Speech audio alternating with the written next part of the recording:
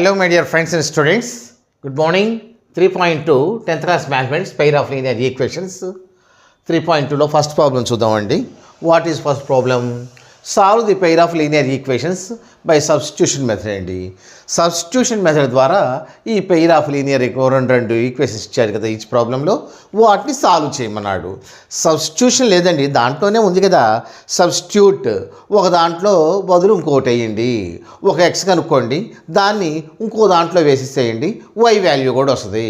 ఒక దాంట్లో ఇంకో దాన్ని వేసి కనుక్కోండి, ఎందుకంటే 2 వేరియబుల్స్ ఇచ్చాడు కదా, ఎక్స్ వై 2 వేరియబుల్స్ ఇచ్చాడు కాబట్టి ముందు ఎక్స్ని కనుక్కోవటం, అది కూడా ఫుల్గా రాదు, అయినప్పటికీ కూడా దాన్ని ఇంకొక ఈక్వేషన్లో వేసేయటం, అప్పుడు ఒకటి వస్తుంది, వైయో ఏదో ఎక్సో వస్తుంది, దీన్ని తీసుకెళ్ళి మళ్ళీ అందుట్లో వేయటం. మీకు ఒక ప్రాబ్లం సాల్వ్ చేస్తే ఈజీగా అర్థమవుతుంది. ఫస్ట్ ప్రాబ్లం చూద్దాం, చూడండి. Yes, X plus Y is equal to 14 అండి. ఇంకోటి ఏమి ఇచ్చాడంటే X minus Y is equal to 4 ఇచ్చాడు. ఇదేమో గివెన్, ఇది గివెన్ అండి మనకి ఇచ్చింది. ఇప్పుడు మనం ఒక వాల్యూ కనుక్కుందాం. ఎక్స్ ప్లస్ వై తీసుకుందామా? X is equal to 14 plus Y వచ్చేప్పటికి మైనస్ వై అవుతుంది. ఇది ఎక్స్ వాల్యూ కనుక్కున్నాం. ఇది ఒక ఈక్వేషను, ఇది రెండో ఈక్వేషను, ఇదే మూడో ఈక్వేషన్ అనుకుందాం. ఇప్పుడు ఒక ఈక్వేషన్, ఈ 2 ఈక్వేషన్స్ ఏమో ఆల్రెడీ గివెన్. అయితే ఈ ఒక ఫస్ట్ ఈక్వేషన్ తీసుకున్నామండి. ఎక్స్ ఈజ్ ఈక్వల్ టు ఈ వై ఎట్ వెళ్తుంది 14 మైనస్ వై మనం తీసుకున్నామండి. ఇది ఈ ఎక్స్ ఈజ్ ఈక్వల్ టు ఒక దాంట్లో ఇంకో దాంట్లో మనం ప్రతిక్షేపిద్దాము. చూడండి. ఇదే ఎక్స్ మైనస్ వై తీసుకుందామనైతే ఇదే తీసుకుందామనండి. X plus Y is equal to 14. అయితే ఎక్స్ ఈజ్ ఈక్వల్ టు ఎంతండి? మనకు ఎక్స్ బదులు ఉంది కదా, ఎక్స్ ఈజ్ ఈక్వల్ టు ఎంత? మనకు 14 minus Y X is equal to plus ఇంకొక వై అండి, ఈజ్ ఈక్వల్ టు ఎంత వచ్చింది మనకు? X plus Y is equal to X is equal to 14 minus 5, X plus Y is equal to 14 కదా, ఇది కదా, ఇది. ఇప్పుడు మనం ఇక్కడ చూడండి, X is equal to 14 minus Y వచ్చిందండి. ఆల్ రైట్, మనం ఇది తీసుకున్నాం. లేకపోతే ఇది కాకపోతే ఒకటి తీసుకుందాం. చూడండి, రెండో ఈక్వేషన్ ఆల్రెడీ ఉంది కదా, రెండో ఈక్వేషన్ తీసుకుందాం. ఎక్స్ మైనస్ వై, ఈ X minus Y is equal to 4, ఇది 14 4, ఇది ఏంటంటే ఇక్కడ కాదు కదా, X minus Y is equal to 4. మనం సెకండ్ ఈక్వేషన్ తీసుకున్నామండి. సెకండ్ ఈక్వేషన్ తీసుకొని ఈ ఎక్స్ బదులు ఒకటి వేద్దామండి. ఈ ఎక్స్ బదులు ఎంత? ఎస్, ఇక్కడ రాసేసుకుందాం. చూడండి, ఇక్కడే రాసేసుకోవాలి కదా. Put 3 in 2, put 3 in 2. X బదులు ఏం రాసుకుందామండి? ఎక్స్ బదులు 14 మైనస్ వై మళ్ళీ ఇంకోటి ఉంది, is equal to 4. 14 minus Y minus 2y is equal to 4 అండి. ఎస్, ఇది మీది Y. 14 minus 2y is equal to 4. ఇప్పుడు 2y ఈజ్ ఈక్వల్ టు, ఇక్కడ 4 ఆల్రెడీ ఉంది కదండి, ఈ 14 తీసుకొస్తే ప్లస్ 14 అలా మైనస్ 14 అవుతుంది. Minus 2y is equal to minus 10 అవుతుంది. Minus 2y is equal to 4లో మైనస్ 14లో 4 పోతే minus 2y. Therefore y is equal to minus 10 by minus 2. ఇటు మైనస్ కొట్టేస్తే 5 అవుతుంది. y ఈజ్ ఈక్వల్ టు 5 అయ్యిందండి మనకు. ఇప్పుడు ఏం లేదండి, ఈ 2 ఉన్నాయి కదా, ఈ 2 ఈక్వేషన్స్ ఆల్రెడీ గివెను. ఇందుట్లో మనం ఒక ఎక్స్ వాల్యూ కనుక్కొని ఇంకో దాంట్లో సబ్స్టిట్యూట్ చేయాలి. ఒకటి తీసుకున్నాం, X plus Y is equal to 14 అనేది ఆల్రెడీ దాంట్లో తీసేసుకొని X plus Y is equal to 14 కాబట్టి X is equal to 14 plus Y minus వైగా మారింది. ఇది మూడో ఈక్వేషన్ అనుకుందాము. ఇక ఈ ఎక్స్ ఇంకొక ఈక్వేషన్లో సబ్స్టిట్యూట్ చేద్దాము. ఇంకొక ఈక్వేషన్ అంటే ఇది తీసుకుందాము. X minus Y is equal to 4. X is equal to ఇక్కడ ఉంది కదండి పుట్ 3 అంటే ఎక్స్ వాల్యూ బదులు పుట్ 3 ఇన్ 2 అనమాట. ఇన్ 2 అంటే ఇందుట్లో అనమాట. X is equal to 14 minus Y వచ్చింది, రాసేసాము. ఆల్రెడీ మైనస్ వై ఉంది, is equal to 4. 14 minus Y minus 2y, 14 minus 2y is equal to 4. ఇటు వై వాల్యూ కనుక్కోవాలి కదా, మైనస్ 2y ఇక్కడ వేసాము, 4. ఈ 14 ఇటు వచ్చేప్పటికి మైనస్ 14 అయింది. Minus 2y is equal to minus 10. అటు ఇటు మైనస్ ఎక్కడైనా క్యాన్సిల్ చేసుకోవచ్చు. y is equal to 10/2 cancel చేస్తే 5 వచ్చింది మనకు. క్యాన్సిల్ చేస్తే మనకు 5 వచ్చింది, ఎందుకంటే ఈ మైనస్ ఆల్రెడీ క్యాన్సిల్ చేసేసుకున్నాం కదా.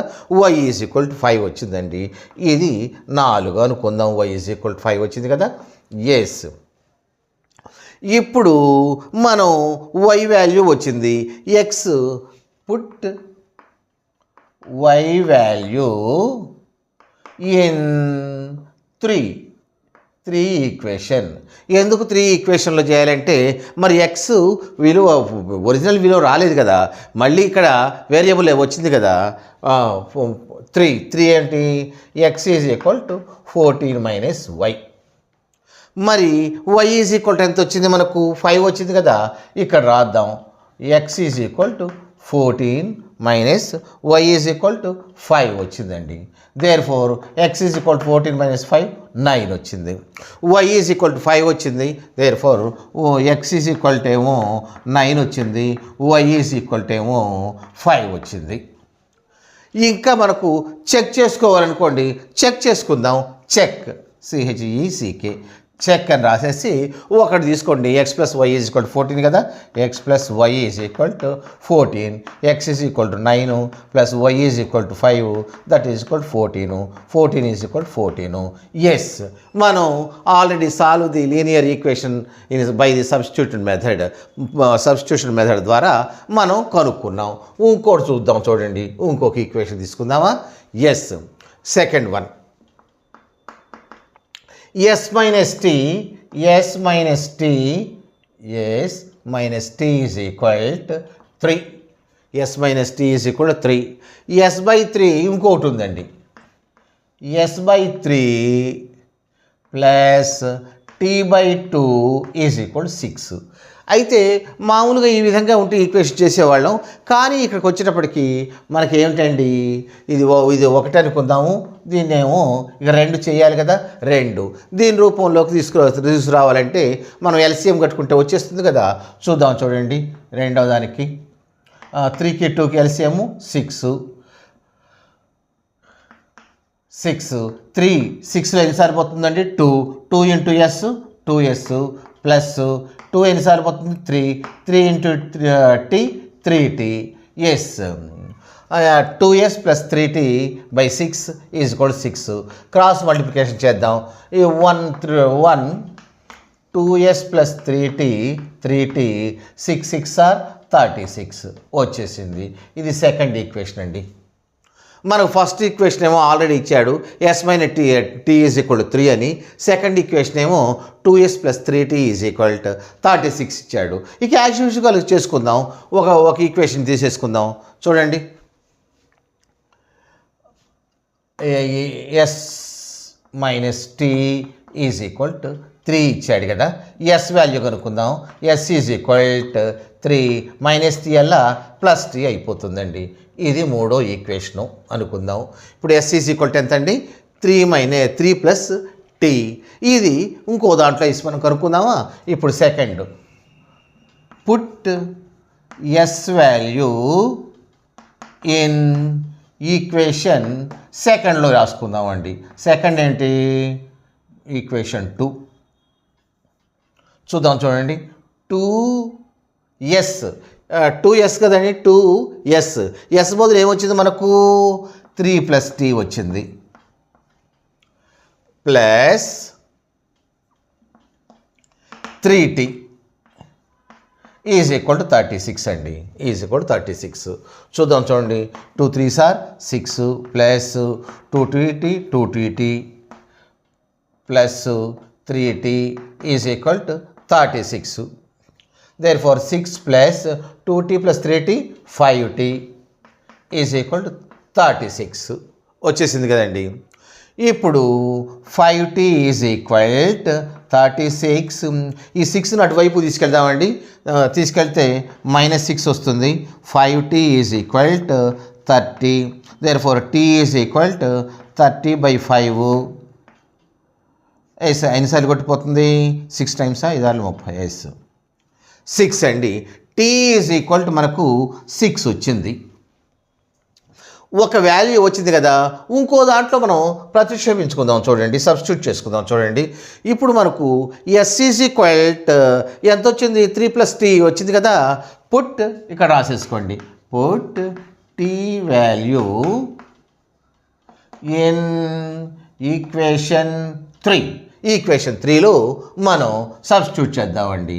సబ్స్టిట్యూట్ ఈక్వేషన్ 3 ఏది? ఇది కదా. s ఈజ్ ఈక్వల్ ఎంత? s ఈజ్ ఈక్వల్ 3 + t కదా. ఇక్కడ s is equal 3 + t value ఎంత అండి? 6 కదా. 6. దేర్ఫోర్ s ఈజ్ ఈక్వల్ 9 వచ్చిందండి. మనకు t is equal 6, t is equal ఏమో 6 వచ్చింది, s ఈజ్ ఈక్వల్ ఏమో 9 వచ్చిందండి.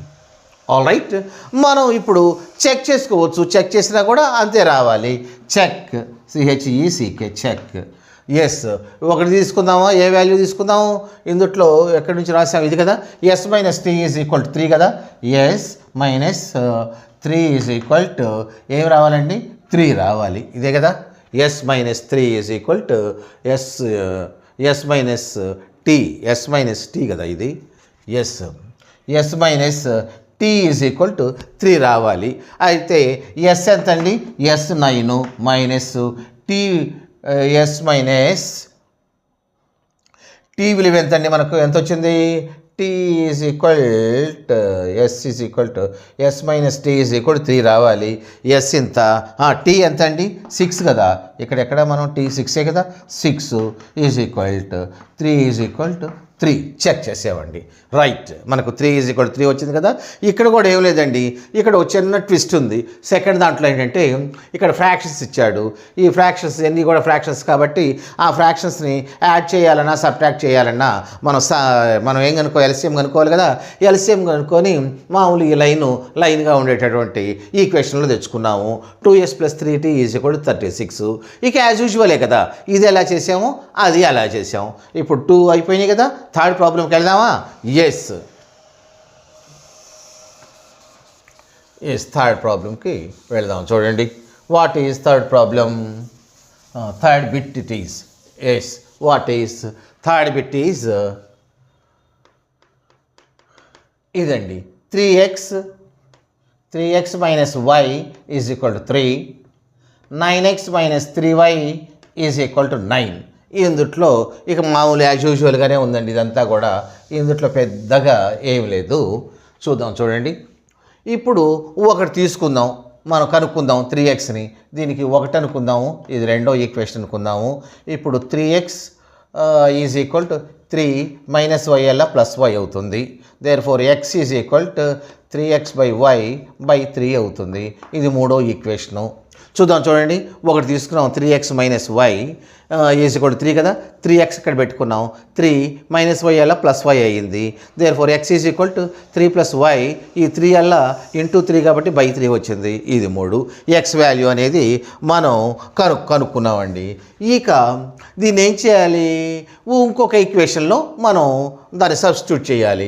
ఇందుట్లో చేద్దాం. చూడండి, put x value in equation 2లో మనం సబ్స్టిట్యూట్ చేద్దామనండి. పుట్ అంటే సబ్స్టిట్యూటే దాని అర్థం. 9 x వాల్యూ వచ్చేసింది కదా. ఎంత? 3 + y/3. అంటే అప్పుడు 9x అంటే 9 ఇంటూ x అంటే ఈ వాల్యూ వేసుకున్నామండి. -3y ఈజ్ ఈక్వల్ 9 వచ్చిందండి. ఇప్పుడు చూద్దాం. ఇప్పుడు చూస్తే ఇప్పుడు మల్టిప్లై చేద్దాం. చూడండి, 9 3s are 27 plus 9y 9y minus 3y is equal to 9 వచ్చేసిందండి. ఇప్పుడు మనం ఏం కనుక్కోవాలి? ఇప్పుడు ఈ y విలువ ఏమన్నా కనుక్కుందాం. చూడండి, ఈ 27 plus 9y minus 3y 6y minus -3y ఉంది ప్లస్ 9y ఉంది, 6y ఈజ్ ఈక్వల్ టు 9 అండి. ఇప్పుడు y వాల్యూ కనుక్కోవాలి కదండి మనం ఇక్కడ.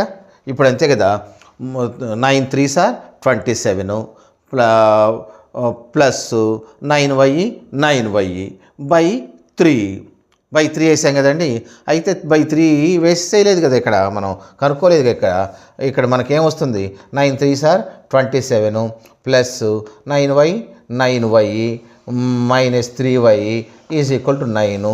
ఇక్కడ బై 3 ఉంది కదా, ఈ 3ని ఇందుట్లో క్యాన్సిల్ చేస్తే 9, ఈ 3ని ఇందుట్లో క్యాన్సిల్ చేస్తే 3, ఈ 3ని ఇందుట్లో క్యాన్సిల్ చేస్తే 1 వచ్చేస్తుంది.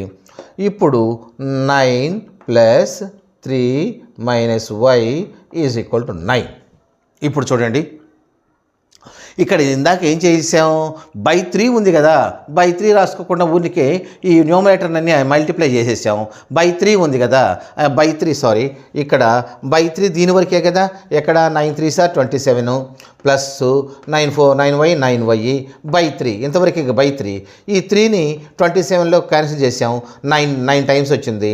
నెక్స్ట్ 9లో క్యాన్సిల్ చేసాం, 3y వచ్చింది. అప్పుడు 9 ప్లస్ 3y, తర్వాత ఏముంది దీనికి మైనస్ 3y ఉంది, ఈజ్ ఈక్వల్ టు 9 వచ్చిందండి. 9 వచ్చింది. ఇప్పుడు చూడండి, ఇప్పుడు 9 plus 3y minus 3y cancel అయిపోతుందా, అయిపోదా? ఈ రెండు కూడా is equal to 9 is equal to 9 వచ్చిందండి. 9 ఈజ్ ఈక్వల్ టు 9, ఇటు 9 కొట్టేస్తే 0 0 0నే వచ్చేస్తుంది. రెండు ఈక్వల్గా వచ్చినాయి. రెండు ఈక్వల్గా వస్తే మనకు అర్థం ఏమిటి, అన్ని ఈక్వల్గా ఉంటే ఇక్కడ మెనీ సొల్యూషన్స్ ఉన్నాయి, అంటే కోయిన్సైడ్ అయ్యి ఉన్నాయి, అంటే ఆ యొక్క గ్రాఫ్ కోయిన్సైడ్ ఉన్నాయి కాబట్టి మెనీ సొల్యూషన్స్. ఏమని రాస్తాం, the graph lines are coincided. So there are many values అని రాసేస్తామండి. అట్లా రాసేస్తే సరిపోతుంది. ఇప్పుడు థర్డ్ ప్రాబ్లం కూడా అయిపోయిందా? థర్డ్ ప్రాబ్లం పెద్ద ప్రాబ్లం కాదండి, ఇది అన్ని మామూలుగానే ఉన్నాయి కాబట్టి ఈ రెండు మామూలుగానే ఉన్నాయి. మనం ఎక్స్ వాల్యూ కనుక్కున్నాం. ఈ ఎక్స్ వాల్యూ ఇంకొక ఈక్వేషన్లో మనం సబ్స్టిట్యూట్ చేస్తే ఇది వచ్చింది. ఇక్కడ మాత్రం ఒక జాగ్రత్త చూసుకోండి, దీని వరకే మన మల్టిప్లికేషను ఇది మామూలుగానే ఉంది. మల్టిప్లికేషన్ చేసాం, 9 3s are 27, 9y is 9, it is y. 9y is 9 by 3 వచ్చింది, బై 3. ఇక్కడ 27లో 3 9 టైమ్స్ పోతుంది, ప్లస్ ఈ 3 9లో 3 టైమ్స్ పోతుంది. ఇంతవరకే ఎందుకు చేసామంటే ఇక్కడ వరకేగా మనం మల్టిప్లై చేసేసి ఈ 3తో డివైడ్ చేయవలసింది. ఇది మామూలే, మైనస్ 3y ఉంది. అప్పుడు ఈ 3 క్యాన్సిల్ అయిపోయింది కాబట్టి మనకేమొచ్చింది, 9కి 9, ఇక్కడ plus 3y plus 3 plus 3y plus ఏమొచ్చిందండి, ఇక్కడ రాసేసుకున్నాం కదా, ప్లస్ 3y మైనస్ 3y. ఇదిగోండి 9కి 9 వచ్చిందా, ఇక్కడ 3 టైమ్స్ వచ్చిపోయిందా, 3y మైనస్ మళ్ళీ minus 3y is equal to 9. అదే వివరంగా రాసేసాము. అయితే ఇక్కడ 9 minus 3y plus 3y cancel అయిపోతే ఏముండదు, 9 రెండు వైపులా ఈక్వల్గా వచ్చినాయి. మళ్ళీ 9 ఇందుట్లో ఒకసారి పోతుంది కాబట్టి 0 0 కాదు కానీ రెండు ఈక్వల్గా వచ్చినాయి అండి. రెండు ఈక్వల్గా వస్తుంది ఏంటి, the graph lines are coincided.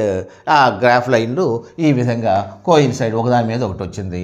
ఎప్పుడైతే కోయిన్సైడ్ అయిందో there are many solutions. Values అనకూడదు, దేర్ ఆర్ మెనీ సొల్యూషన్స్ అని రాసేసుకుంటామండి.